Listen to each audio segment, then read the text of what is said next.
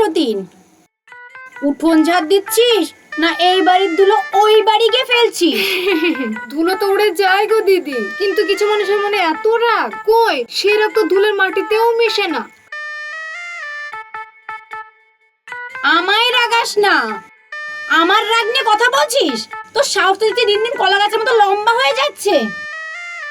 আর আপনার রাগটা মনে হয় কাঁচা মরিচের মতো, ছুলেই জাল লেগে যায়। কি বললি?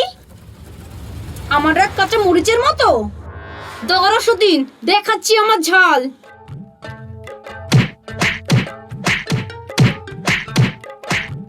ওরে বাবা, তোরা যা শুরু করলি, সকালে তো আমার চাই লাগবে না।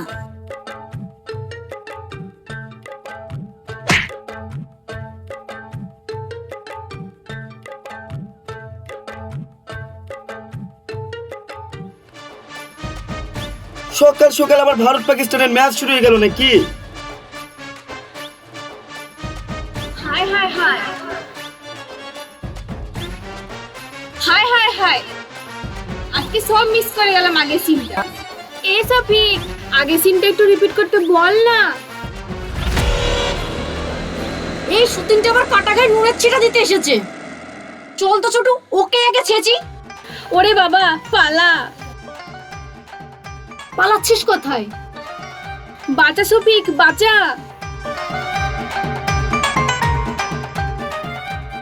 এই দাদা দাদা থাম। কাকি, তুমি কিন্তু খুব বাচ্চা বেঁচে গেছো। তুমি পালি না গিয়ে এখানে কেন আসলি? পালিয়ে গেলে হবে?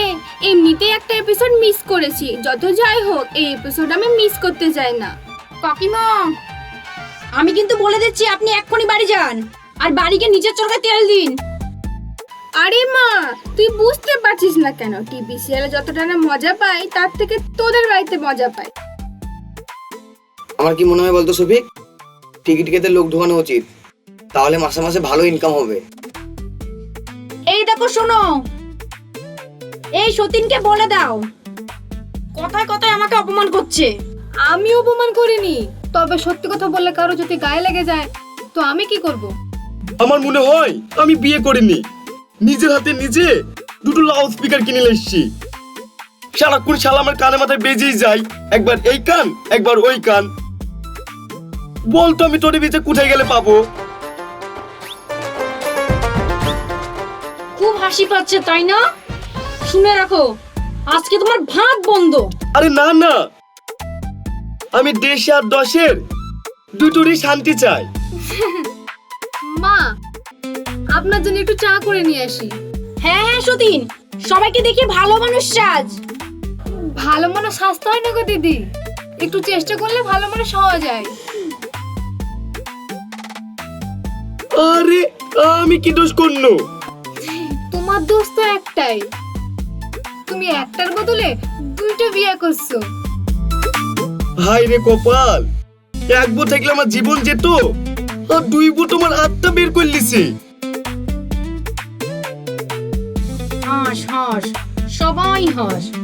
আজ রাতে এমন একটা কাজ করব, সবাই এই হাসি ভুলে যাবি।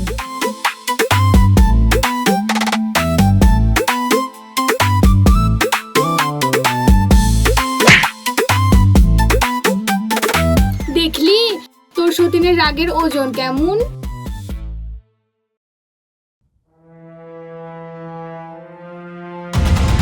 কর কর, মন দিয়ে রান্না কর। আজ এমন খেলা দেখাবো, সবাই তোমাকে চুমকারি দেবে।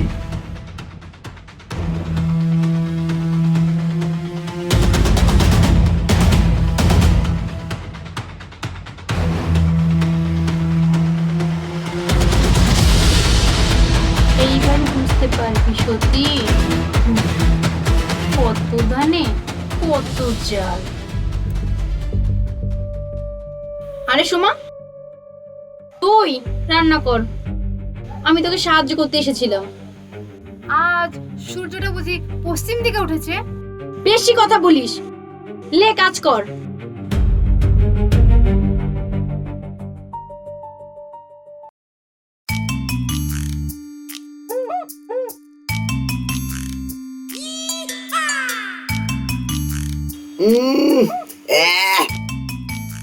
এটা ডাল নাকি সমুদ্রের পানি?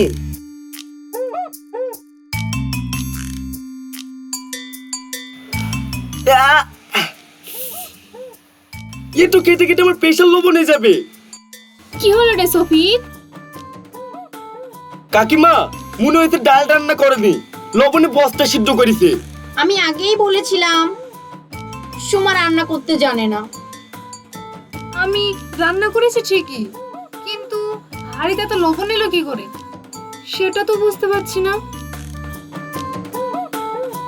দাদু আমি মাকে দেখেছি, চুপ চুপ। মা চুপি চুপি রান্না করে ঢুকেছিল।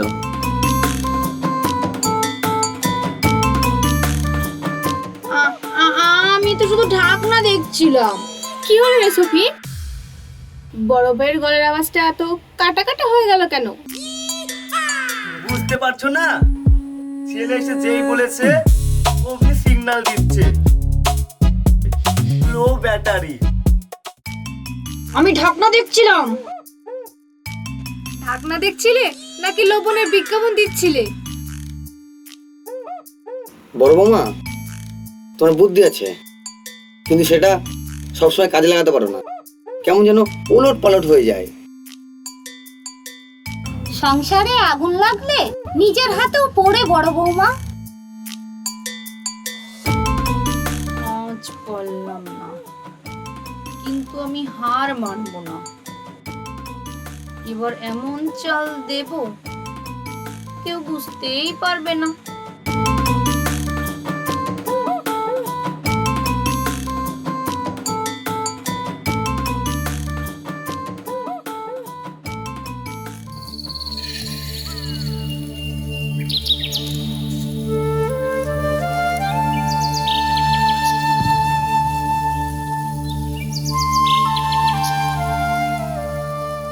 আরে শোকেসটা খোলা কেন দেখি তো।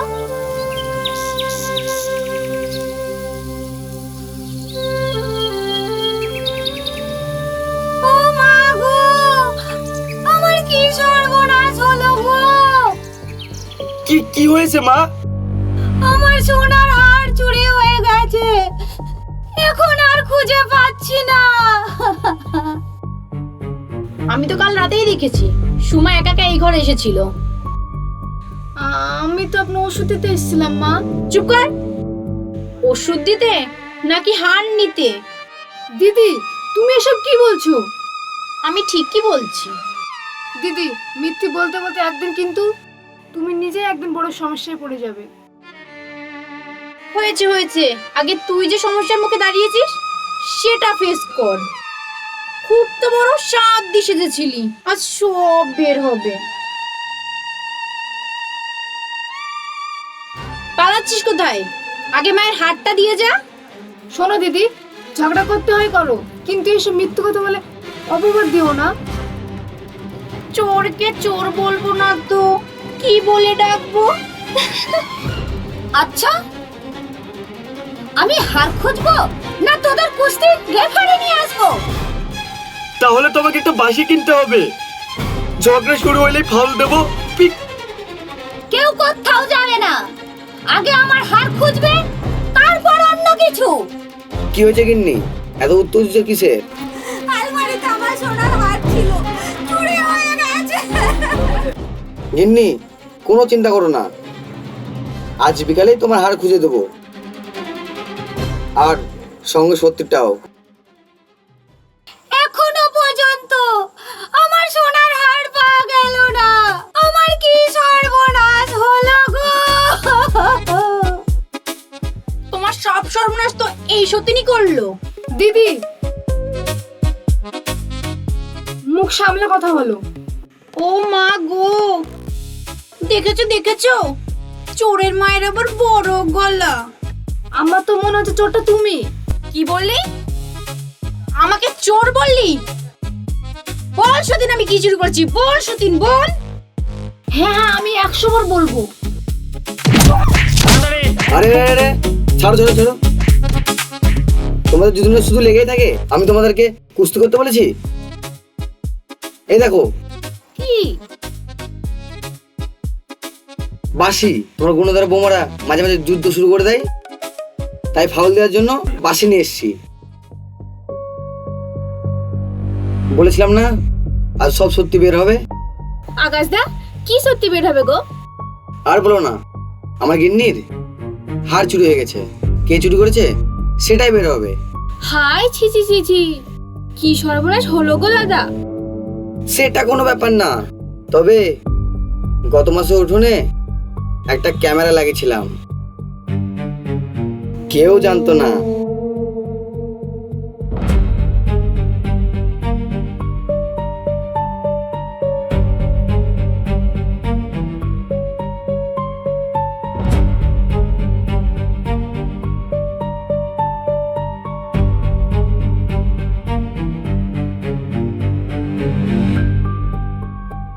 দেখো,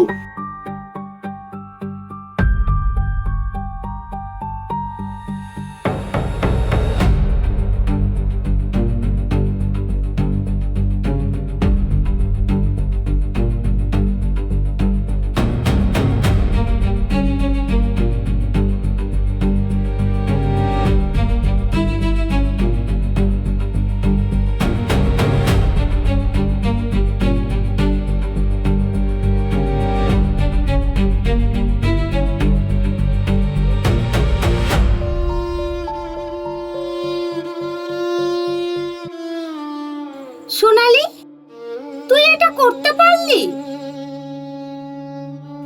মা, আমাকে ক্ষমা করে দিন। আমি সব সময় ভেবেছি আপনারা শুধু সোমাকেই ভালোবাসেন, তাই রাগে অন্ধ হয়ে। বাবা, আমাকে ক্ষমা করে দিন। ও গো, তুমি আমাকে ক্ষমা করে দাও, আর মা বাবাকে বলো না আমাকে ক্ষমা করে দিতে। যার কাছে ক্ষমা চাওয়ার দরকার তুমি তার কাছে ক্ষমা চাও, সে ক্ষমা করলেই হবে। দিদি, ভালোবাসা কেড়ে নেওয়া যায় না, ভালোবাসা অর্জন করতে হয়। তোকে এত কষ্ট দেওয়ার পরেও তুই আমাকে দিদি বলছিস? আরে হতভাগী, তোর মনটা এত বড়। সংসারে একজন হারলে পুরো সংসারই হার হয়ে যায়, আর সেটা আমি কখনো চাই না। সত্যি তুই খুব ভালো রে। সত্যি এতদিন আমি মুক্তি পেলাম। হ্যাঁ রে, আমারও তাই মনে হচ্ছে। এই যা, ঝগড়া শেষ? তাহলে তো আমাকে এবার থেকে অন্য বাড়ির খবর দেখতে হবে। কাকিমা, আজ থেকে আমাদের বাড়িতে শুধু শান্তির লাইফ টেলিকাস্ট হবে। তাহলে আমি অন্য বাড়িতে রিচার্জ করে নিলাম।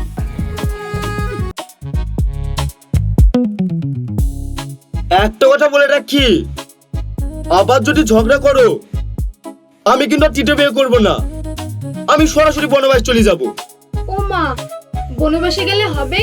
আগে এই দুটো হিসাব সামলাও, তারপর তো বনবাসে যাবে। আর তিতু বিয়ের কথা মুখে আনলে বনবাসে না, এই উঠোনেই তোমার ধ্যান শুরু করিয়ে দেব। আমার আসল গয়না এই হার নয়, তোরা দুজন যদি একসঙ্গে থাকিস সেটাই আমার আসল সম্পদ।